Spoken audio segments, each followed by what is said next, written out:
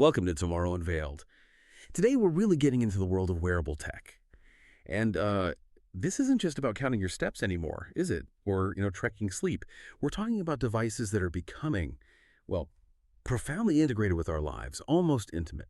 Our mission here, based on the amazing research compiled by our dedicated team, is to explore the biggest breakthroughs, the key launches in wearables from just the past week.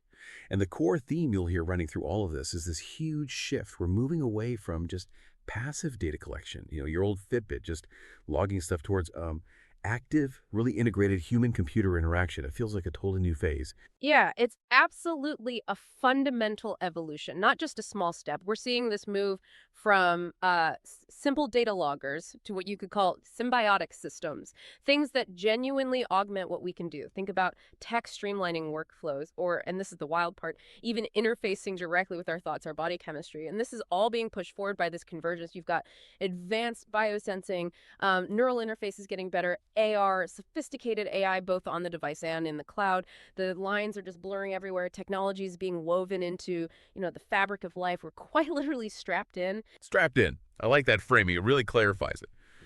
Okay, so when we talk symbiotic systems, let's get practical. What are some examples emerging right now? Let's look at some actual products designed to fit right into our daily lives. First up, something that could genuinely change how we pay for things. This new AR payment system from Raneo and Ant Group. Okay, picture this. You're at the checkout, no fumbling for your phone, no wallet. You just look at the payment terminal through these Raneo AR glasses, say pay $25, something like that. It's meant to be totally hands-free, seamless. Uses Alipay's network. Right. And the convenience is obvious. It feels futuristic. But the deeper insight here, connecting it back, isn't just convenience. It's how Alipay, using Raneo, is trying to embed finance into our actual visual field, make commerce almost subconscious. This really hits on a big hurdle for AR getting mainstream, right? The killer app problem. Payments are universal. Everyone does it every day. So by integrating with Alipay's massive existing system, they're not trying to invent a new behavior. They're making a necessary one radically easier. That's often how tech catches on. And it's super strategic for Ant Group, too. They're aiming to control that transaction layer for spatial computing. It's a foundational move. Ah, okay, so it's like laying the groundwork for more AR stuff later by starting with something basic, like payments. Exactly. Normalizing AR for millions of people. Yeah. Okay, so that's blurring lines in commerce. What about in, say, industry? Let's switch gears. We've got the Vuzix LX1. This is a purpose-built smart glass specifically for logistics, warehouses, that kind of thing, engineered for tough environments. It's got a 10-hour battery life, which is huge for a full shift, a hybrid voice and vision system, heads-up display, Sony OLED, apparently. And it supports AI workflows, things like getting prompts for maintenance or using visual checks for quality control. Yeah, that's a very clear pivot in the market. Beyond just the specs, the design tells you something important about enterprise AR. It's moving away from general-purpose glasses toward solutions tailored for specific industries, specific verticals. The LX1 is built to solve real problems. Long battery needs, working in the cold, being heard in noisy places. That focus suggests AR is maturing for serious business use. Scalable deployment becomes more realistic. Right. Purpose-built. And speaking of purpose-built, but totally different area. Yeah. Health. Trinity Biotech is making some noise with their CGM Plus platform. They've announced this next-gen continuous glucose monitor, CGM, and the big innovation, needle-free glucose readings for a full 15 days. And get this, no finger stick calibrations needed at all. So that's massive for users. It really is. But what's even more fascinating, I think, is their bigger strategy. The strapped-in idea, again. They're calling the CGM Plus an AI-native, multimodal biosensor platform. That's key. So it's not just glucose. It integrates continuous heart activity, body temp, physical activity, all from one device. This incredibly rich data stream is explicitly designed to fuel AI for what they call personalized, predictive, and preventative care. So it totally reframes the value. It's not just a device anymore. It's a data engine for the AI health world. Wow, a data engine. So the device feeds the AI, and the AI gives you the insights. Precisely. The hardware enables the data stream. The real product is that continuous high-fidelity data, opening doors for real-time diagnostics, maybe even personalized drug delivery down the line based on immediate feedback. That really changes how we think about managing health, doesn't it? Yeah. Okay, let's shift again from products hitting the market to really groundbreaking research, pushing the absolute boundaries of human-computer integration. First one sounds like pure sci-fi. Stanford's BCI brain-computer interface that decodes inner speech. Yeah, a landmark study. They've shown a BCI can actually decode a person's silent internal monologue, what you're thinking, and translate it into text in real time. Especially for people with severe paralysis, the potential is just immense. They got amazing accuracy, too, just thinking and having it appear on screen. It's incredible. And of course, it immediately brings up profound ethical questions, right? Accessing neural data, this whole idea of mental privacy. Is anything truly private if your thoughts can be read?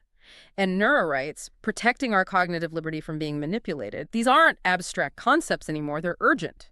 Now, credit to the Stanford team, they seem aware of this. They built in this really interesting privacy switch. The user has to mentally vocalize a specific password they use, chitty chitty bang bang, as an example, to even turn the system on. A mental password. Yeah, it shows a real commitment to responsible design, user control, setting a benchmark for the neurotech field. That's crucial. Okay, from decoding thoughts to quantifying emotions, or stress anyway, the Strasomic AI-powered sweat sensor. What's this about? It's described as a wearable flexible sensor, quantifies key stress hormones like cortisol, lactate, directly from your sweat, almost real time, and then integrates that with machine learning. And the result they reported is striking. The AI model could predict the user's self-reported anxiety level with 86% accuracy. It could even tell the difference between physical stress, like from exercise, and psychological stress. That's a big deal because it establishes a direct biochemical interface for mental wellness. You know, instead of relying on ambiguous things like heart rate, are you stressed or just excited, this measures the actual stress molecules. It really paves the way for digital tools that can understand and maybe even help manage our mental state with way more precision. Direct biochemical interface. Okay, that's a powerful concept. All right, one more research breakthrough. For anyone who struggles hearing in noisy places, this sounds amazing. The HeriaWatt Hearing Glasses project. They're using AI and cloud computing to dramatically boost hearing in complex environments, like a noisy restaurant. The way it works is pretty cool. A tiny camera tracks lip movements. It syncs that visual data with the audio, sends it all up to the cloud over 5G, and then cloud AI does this enhanced audiovisual speech processing. It's like giving you super hearing for conversations. And technically, this highlights a really critical pattern for future wearables, this hybrid edge-to-cloud model. It neatly gets around that impossible hardware triangle, you know, the constant battle between battery life, processing power, and size weight. Right, you can't have all three in a tiny device. Exactly. So instead of trying to cram a supercomputer into the glasses are just lightweight sensors. They offload the heavy AI processing to powerful servers in the cloud. Low latency 5G makes that feasible. It means the AI can get way better, way faster, without waiting for hardware miniaturization to catch up. It's a smart architecture. That makes a lot of sense, sort of distributing the load. Okay, so we've seen payments, logistics, health monitoring, mind-reading tech almost, stress sensors, hearing aids. It's genuinely incredible how these are translating into real-world applications. Let's maybe recap that impact quickly. In healthcare and wellness, this strapped-in tech is clearly driving that shift from reactive treatment to proactive, personalized care. We talked about the CGM Plus for chronic disease, the Strasomic sensor for mental health, and BCIs for restorative neurotech. Huge potential there. Absolutely huge. And then in industry, enterprise, wearables are seriously augmenting the frontline workforce.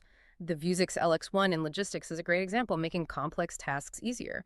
And things like advanced haptics, they're creating these incredibly real training simulations. Workers build muscle memory, make better decisions safely. That saves money, saves lives. And for us, you know, consumers, social stuff, entertainment, it's about removing friction, making daily life smoother, experiences more immersive.